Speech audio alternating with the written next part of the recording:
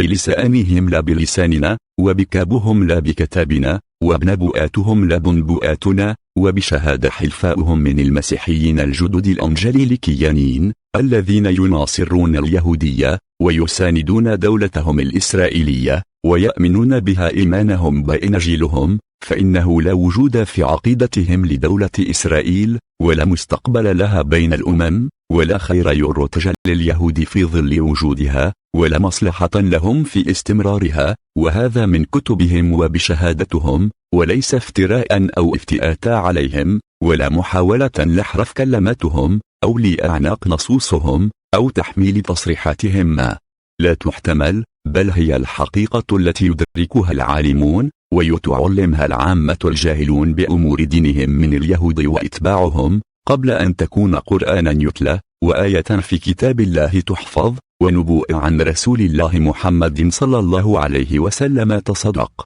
رغم أن التوراة قد اعتراها التحريف والتغيير، وتبدل الكثير منها وغابت بعض نصوصها، إلا أن اليهود أكثر من يعلم يقينا أن كيانهم زائل، وأن دولتهم إلى تفكك، وأن شعبهم إلى شتات جديد وتيه آخر، وأنه مهما طال الزمن وتأخرت الوقائع، فإن يوم الاستحقاق قادم لا محالة، ووعد الله غير المكذوب عن أحبارهم سيكون، فهو منصوص عليه في توارتهم، ومذكور عندهم بأقلامهم في تلمودهم، ويعرفه المتدينون منهم والعلمانيون، ويؤمن به المسيحيون كما اليهود، ويرون أن الاستعداد لهذا اليوم واجب، والتهيؤ له ضرورة، وإلا فإنه سيأتي بغتة، وسيكون أثره على أجيالهم مدمرة، ونتائجه مأساوية. إلا أن حاخامة اليهود الذين اعتادوا على تحريف كابهم وتبديل نصوصهم،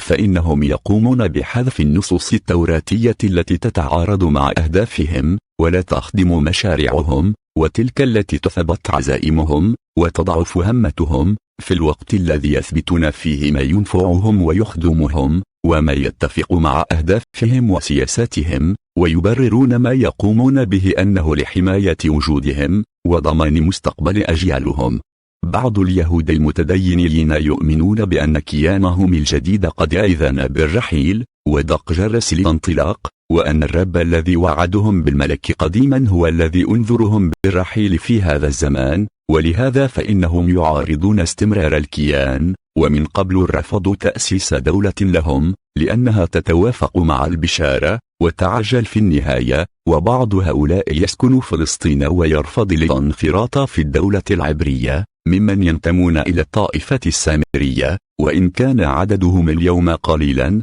نتيجة عدم انتشارهم، وانحصار زواجهم ببعضهم، وعدم اختلاطهم بغيرهم. إلا أن رأيهم مقدر، وإيمانهم معزز بنصوص وآيات من توراتهم، وإن أخفاها البعض، فهي عند غيرهم بينة ومعلومة. وغيرهم يعيشون في الولايات المتحدة الأمريكية ودول أوروبا، ومنهم جماعة ناطوري كارتا، وتعني حراس المدينة، وهي من أكبر الجماعات اليهودية في الخارج، التي ترى في قيام دولة إسرائيل غضبا لرب ولعنة من الله، ومخالفات لنصوص التوراة، ورفضا لتعاليم السماء، واعتراضا على وصايا الأنبياء. ولهذا فإنهم حبا في شعبهم، وصدقا مع دينهم، فإنهم لا يتركون مناسبة سياسيات إلا ويشاركون فيها، يبدون فيها مواقفهم، ويعبرون عن إيمانهم، ويدعون إخوانهم اليهود إلى التوبة والأوبة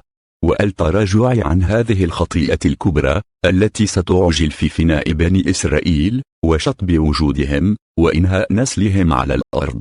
جماعة الناطوري كارتا تعتقد أن الحركة الصهيونية قد أضرت بالشعب اليهودي وغدرت به، عندما استخدمت الديناميطيات ووسيلة للوصول إلى أهدافها السياسية، بل إنها استعملت الدم اليهودي في خدمة أغراضها. فكم قتلت يهودا لتستدير عاطف العالم، وكم أغرقت سفن تقل مهاجرين يهودا لتشعل نار الحرب، وكم خضعت العالم وابتزته، وغدرت به وخضعته لتصل إلى أهدافها بإنشاء دولة غير شرعية، أطلقت عليها اسم نبي الله يعقوب إسرائيل، الذي هو منها براء، ولو كان موجودا بينهم لحمل سيفه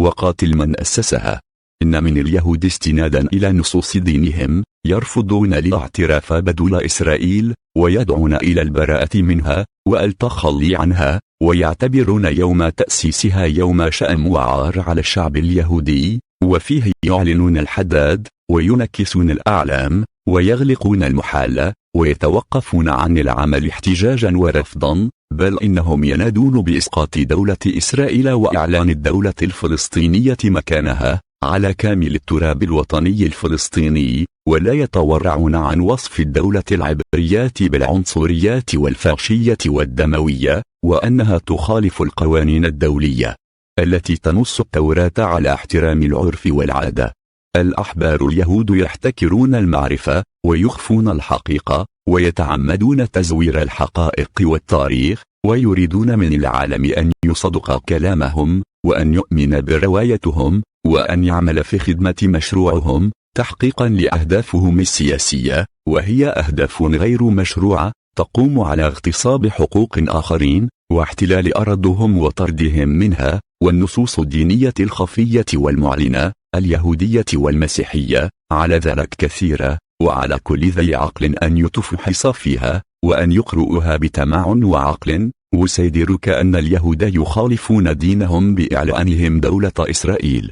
ويعارضون وصايا رب بالاجتماع في أرض واحدة ستكون سببا في مقتلهم وإبادتهم. أحبار اليهود الكبار يؤمنون أن الله قد عاقبهم بالتيه قديما، ثم عاقبهم بالسبي ثانيا، وعاقبهم بالطرد كثيرا، وبالاضطهاد لأخطائهم دوما، وأن مصيرهم الأخير سيكون وبال عليهم وعلى أجيالهم القادمة إنهم مضوا في مخالفة التوراة وعدم الالتزام بالتعاليم. ولهذا فإنهم يدعون أبناء ملتهم إلى العودة إلى الدين الأصيل ومفاهيمه الأولى، لأن فيها النجاة من مصير يتعقبهم ويلاحقهم، وقد ذاقوا مرارته كثيرا وعانوا منه مرارا. النصوص التوراتية المؤيدة لما استعرضت كثيرة، وليس المقال مقامها، ولكني أورد عليها مثالا واحدا فيه ما يغني وبه ما يفيد ويكشف عن فساد الإسرائيليين وانحرافهم. اسمعوا هذا يا رؤساء بيت يعقوب وقضى بيت إسرائيل الذين يكرهون الحق ويعوجون كل مستقيم، الذين يبنون صهيون بالدماء وأورشليم بالظلم، رئساؤها يقضون بالرشوة وكهنتها يعملون بالأجارة. إنك لو اغتسلت بالنطرون وأكثرت من الأشنان لا تزالين ملطخة بإثمك، يقول السيد الرب. كيف تقولين لم أتنجس؟ إن في نجاستك فجورا، لأني أردت أن أطهرك فلم تطهري، ولن تطهري بعد اليوم من نجاستك إلى أن أريح فيك غضبي. فهل يصدق فعلنا نصهم ويوافق عملنا قولهم، وتكون لمقاومتنا كلمة الفصل في خاتمتهم وكتابة آخر فصول وجودهم، ويكون جيلنا هو الجيل الذي يحقق وعد الآخرة ويطهر الأرض المباركة من رجسهم، ويستعيد منهم القدس عاصمة لفلسطين وقبلة أولى